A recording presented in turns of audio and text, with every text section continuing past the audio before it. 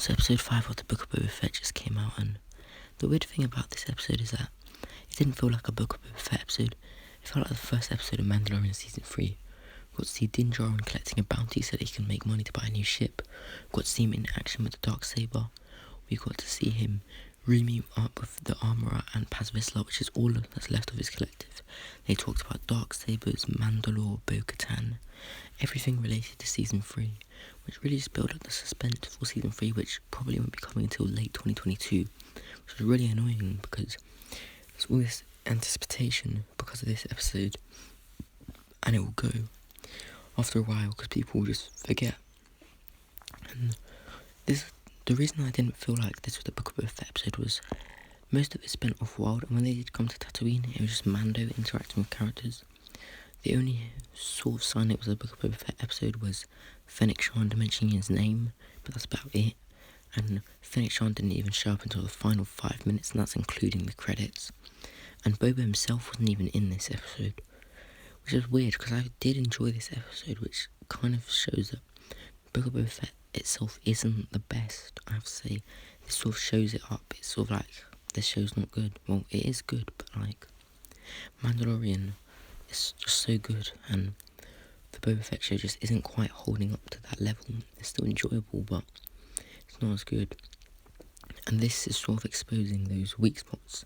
But I did enjoy it. There was a really cool scene where Paz Vizsla challenges Din to the Darksaber, and I'm excited to see Din working with Boba Fett, and hopefully the Pikes will have some cool bounty hunters like Cad Bane on their side, so it'll be like a bounty hunter war, sort of like in the comics they call War of the Bounty Hunters. Hopefully this will be like a live action version. We get to see tons of bounty hunters just fighting. This episode was giving me serious Captain America Civil War vibes because that movie felt like the board wanted to make Avengers 3, but they wanted to do it as a Captain America movie. It just felt kind of tangled and rushed and confused. This episode was sort of like someone wanted to make a Book of Boba Fett episode, but they'd been drowned under tons of people who wanted a new episode of Mandalorian, and that's pretty much what we got. But Din did still show any scene that him, Paz Vizsla, or the Armourer were in, which was top quality.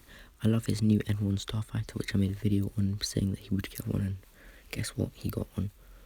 And we get to see him collecting a bounty at the beginning, which is really cool. Overall, this episode just felt like a sort of Mandalorian Season 3 teaser, fill in the gaps sort of episode that also will hopefully create a new dynamic for Book of Boba Fett, as Mando is going to visit Grogu probably in the next episode, which is kind of making this show feel too much like a Mandalorian Season 3 and not a Book of Boba Fett Season 1. Which I just want to see Boba Fett, Mando, Black Chrysanthemum, Cad Bane, like loads of cool bounty hunters just doing stuff. That's all I'm asking for. But I did enjoy this this episode, and I'm not going to complain. Fan service can be done well, but this just isn't the best usage. Those were my thoughts on this recent episode of Book of Boba Fett. Now, these are my opinions, so take that into matter. And don't be complaining in the comments. Tell me what you guys thought of the episode, and I'm going to do a video about what I think will happen in the next episode later on this week. And I like fan service. I'm not the one to complain about fan service. I'm not going to complain about this episode. It was good. That's all I can say. I'll see you next one.